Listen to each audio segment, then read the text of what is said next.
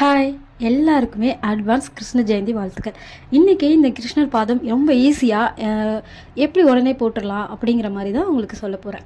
ஒரு 4 easy method வச்சு நம்ம ஈஸியாகவே போட்டுடலாம். அதுக்கு பச்சரிசி மாவு ஊற வச்சுக்கோங்க. பச்சரிசியை வந்து ஒரு 1 ஹவர் 1/2 ஹவர் ஊறினாலே போதும். அதுக்கப்புறம் நீங்கள் ஒரு பேஸ்ட் பதத்துக்கு, ரொம்ப தண்ணியாகவும் இருக்கக்கூடாது, ஒரு பேஸ்ட் பதத்துக்கு அரைச்சிங்கனாவே இந்த கன்சிஸ்டன்சி உங்களுக்கு கிடச்சிரும்.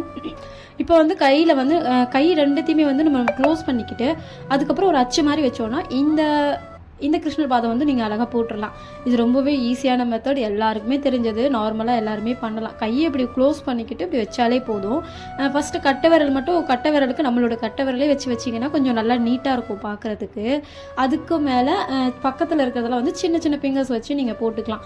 செகண்ட் இன்னொரு மெத்தட் எப்படின்னா, ஒரு ஸ்லீப்பிங் லைன் போட்டுக்காங்க. இப்போ 8 எப்படி போடுவீங்க அதே மாதிரி தான் இது ஒரு மெத்தடு. இன்னொரு மெத்தட் வந்து நான் சொல்லலை, மேலேயுமே ரவுண்டு மாதிரி போட்டுக்கலாம். 8 எப்படி போடுவீங்களோ, ஆக்சுவல் 8 எப்படி போடுவீங்களோ அதே மாதிரியும் போட்டுக்கலாம்.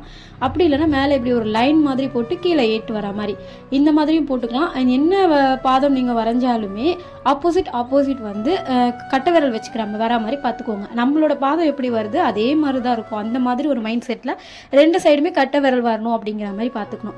நெக்ஸ்ட்டு வந்து எஸ் மாதிரி போட்டுக்கலாம். இந்த பாதமுமே அழகாக இருக்கும். இதுவுமே பாருங்கள், நான் கட்டை விரல் வச்சு ஃபஸ்ட்டு பெருசாக போட்டிருக்கேன்.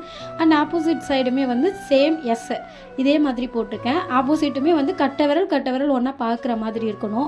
ஒரு பாதம் முன்னாடி அண்ட் பின்னாடி வர மாதிரி வச்சிங்கன்னா இன்னும் அழகாக இருக்கும். நான் வீடியோக்காக பக்கத்தில் போட்டு காமிச்சிருக்கேன். இது காமிச்சதுக்கப்புறம் ரொம்பவே அழகாக இருந்துச்சு.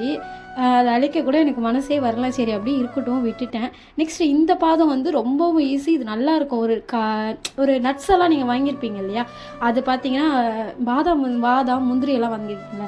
அந்த முந்திரி இப்படி தான் இருக்கும். அந்த ஷேப்லேயே நார்மலாக இப்படி வரைஞ்சாலே போதுங்க, ரொம்ப அழகாக இருக்கும். இதுக்குள்ளே வந்து நீங்கள் எல்லாம் வந்து அந்த மாவை போட்டு ஸ்ப்ரெட் பண்ணாலும் ஓகே தான், இல்லை இப்படி காலியாக விட்டாலுமே அது நல்லா தான் இருக்கும்.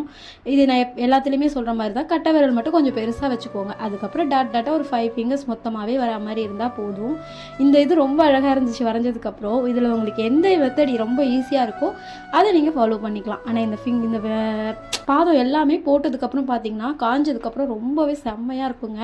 எனக்கு ரொம்ப பிடிச்சிருந்துச்சு. ஃபைனலாக இதில் வந்து கொஞ்சம் குங்குமம் மட்டும் வச்சுக்கலாம். குங்குமம் வச்சா ரொம்ப அழகாக இருக்கும். நம்ம கடவுளோட பாதம் தானே வரைகிறோம், அப்போ அதில் குங்குமம் அதெல்லாம் வைக்கணும், பூ வைக்கணும். அப்போ அது பார்க்கும்போது ரொம்ப அழகாக இருக்கும் இல்லையா.